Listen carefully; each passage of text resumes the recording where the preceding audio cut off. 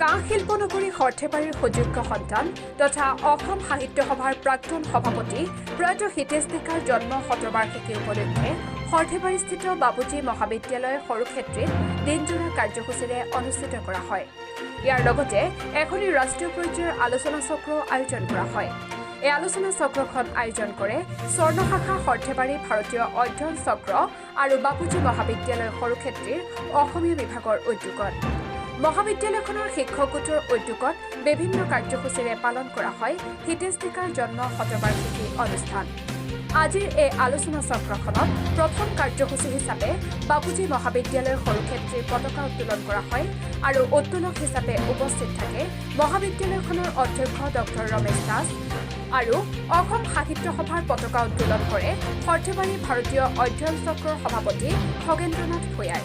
তাৰ পিছতে মহাবিদ্যালয়খনত থকা মহাত্মা গান্ধীৰ প্ৰতিমূৰ্তিত পুষ্পাঞ্জলি, শ্বহীদ দৰ্পণ, মাল্যাৰ্পণ কাৰ্যসূচীত আমন্ত্ৰিত ব্যক্তিসকলৰ দ্বাৰা সমাপন কৰা হয়। ইয়াৰ লগে লগে আলোচনা চক্ৰখনৰ উদ্বোধনী অনুষ্ঠানখনৰ সভাপতি হিচাপে উপস্থিত থাকে অসম সাহিত্য সভাৰ সভাপতি ডক্টৰ সূৰ্যকান্ত হাজৰিকাৰ লগতে গ্ৰন্থ উন্মোচক হিচাপে উপস্থিত থাকে গুৱাহাটী বিশ্ববিদ্যালয়ৰ অৱসৰপ্ৰাপ্ত ৰবীন্দ্ৰ অধ্যাপক ডক্টৰ উমেশ ডেকা। মুখ্য অতিথি হিচাপে উপস্থিত থাকে নগাঁও ছোৱালী মহাবিদ্যালয়ৰ সহযোগী অধ্যাপিকা ডক্টৰ অমিয়া মাতৰ।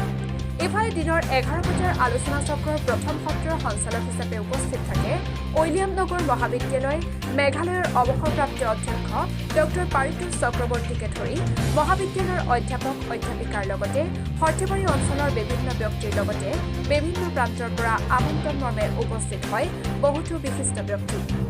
প্ৰথিতযশা এজন সাহিত্যিক হিতেশ ডেকা নৱপ্ৰজন্মই তেখেতৰ বিষয়ে জনা উচিত। গতিকে এই শতবৰ্ষ যিটো আৰম্ভ হৈছে সৰ্থেবাৰীত, মই ভাবোঁ যে এই শতবৰ্ষ অনুষ্ঠানৰ যোগেদি হিতেশ ডেকাৰ যি সাহিত্য কীৰ্তি সেইসমূহৰ বিষয়ে নৱপ্ৰজন্মই জনাৰ সুবিধা পাব। কিয়নো এতিয়া এই সমগ্ৰ বৰ্ষটোত হিতেশ ডেকা সম্পৰ্কত বিভিন্ন সভা সমিতি আমি অসম সাহিত্য সভাৰ যোগেদি তথা বিভিন্ন অনুষ্ঠান প্ৰতিষ্ঠানে উদযাপিত কৰিব।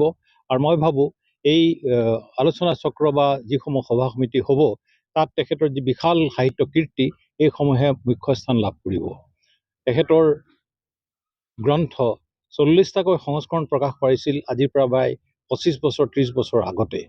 গতিকে ইমান বৃহৎ সংখ্যক পঢ়ুৱৈ সংখ্যা যে আছিল এই সংস্কৰণসমূহেই তাৰ জ্বলন্ত প্ৰমাণ। মই ভাবোঁ যে সৰ্থেবাৰীত আৰম্ভ হোৱা এই শতবৰ্ষ অনুষ্ঠানৰ যোগেদি ক্ৰমে ক্ৰমে অসমৰ বিভিন্ন ঠাইতো এই শতবৰ্ষ অনুষ্ঠান উদযাপিত হ'ব।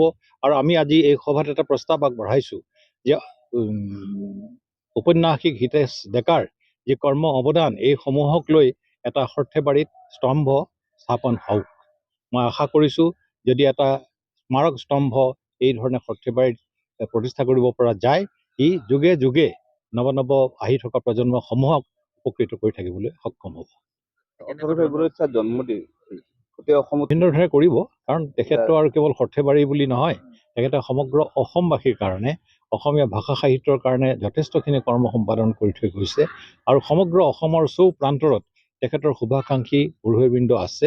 গতিকে মই ভাবিছোঁ এই উদযাপন সকলোতে হ'ব। সভাপতি হিতেশ ডেকাৰ জন্ম শতবাৰ্ষিকী লক্ষ্য ৰাখি তেখেতৰ লিখনিৰ ওপৰত সমাজ চেতনা আমাৰ আজি বাপুজী মহাবিদ্যালয়ত এখন নেশ্যনেল ছেমিনাৰ এটা ৰাষ্ট্ৰীয় পৰ্যায়ৰ আলোচনা চক্ৰ এখন অনুষ্ঠিত কৰিছোঁ। ইয়াত বিশেষকৈ অসম সাহিত্য সভা আৰু সৰ্থেবাৰী ভাৰতীয় অধ্যয়ন চক্ৰ আৰু আমাৰ মহাবিদ্যালয়ৰ অসমীয়া বিভাগৰ দ্বাৰা এই অনুষ্ঠিত হৈ আছে। আৰু এই আমাৰ জাতীয় যিটো অনুষ্ঠান অসম সাহিত্য সভা, তেওঁলোকৰ ভাষা সাহিত্য সংস্কৃতি এই সংৰক্ষণৰ ক্ষেত্ৰত অসমৰ এটা জাতীয় অনুষ্ঠানৰ সেই উদ্দেশ্যে আমাৰ যাতে নৱপ্ৰজন্মই আমাৰ ভাষা সংস্কৃতি বা এই সাহিত্যৰ ক্ষেত্ৰত আগুৱাই যাব পাৰে, এই ক্ষেত্ৰত আমি আলোচনা কৰি এই অনুষ্ঠানটো আয়োজন কৰিছোঁ। আৰু আমাৰ যথেষ্ট পৰিমাণে আমি সঁহাৰি পাইছোঁ। এতিয়ালৈকে আমাৰ 40খনমান পেপাৰ আহিছে, গতিকে ৰিচাৰ্চ পেপাৰ আহিছে। গতিকে তেওঁলোকে আজি আমাৰ ৰিচাৰ্চ পেপাৰ পাঠ কৰিব আৰু সেইমতে আমি আগবাঢ়িছোঁ।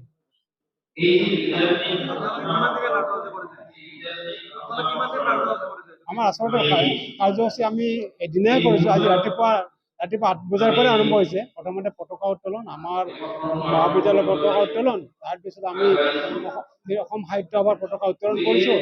লগতে আমাৰ স্মৃতি চাৰণ, তাৰপিছত শ্বহীদ বেদীত মাল্যাৰ্পণ, গান্ধী মণ্ডপত মাল্যাৰ্পণ, এনেকুৱা কাৰ্যসূচী আৰম্ভ হৈছে। আৰু এতিয়া আমাৰ উদ্বোধনী অনুষ্ঠানটো এইমাত্ৰ শেষ হ'ল। উদ্বোধনী যিটো আলোচনা চক্ৰৰ যিটো উদ্বোধন, এইটো এইমাত্ৰ শেষ হ'ল। আৰু তাত আমাৰ অসম সাহিত্য সভাপতি মহোদয় নিজে আহিছে, আমাৰ প্ৰধান সম্পাদক মহোদয় নিজে আহিছে, আহি উপস্থিত হৈছে। আৰু ইয়াৰ পিছত আমাৰ মেইনলি যিখিনি আমাৰ ৰিচাৰ্চ পেপাৰ, তাৰমানে গৱেষণা পত্ৰ তেওঁলোকে পাঠ কৰিব আমাৰ অংশগ্ৰহণকাৰীসকলে।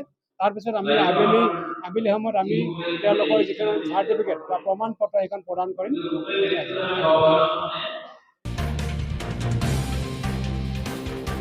সৰ্থেবাৰীৰ পৰা নৱজিৎ নাথ ৰিপৰ্ট, অমৃত নিউজ।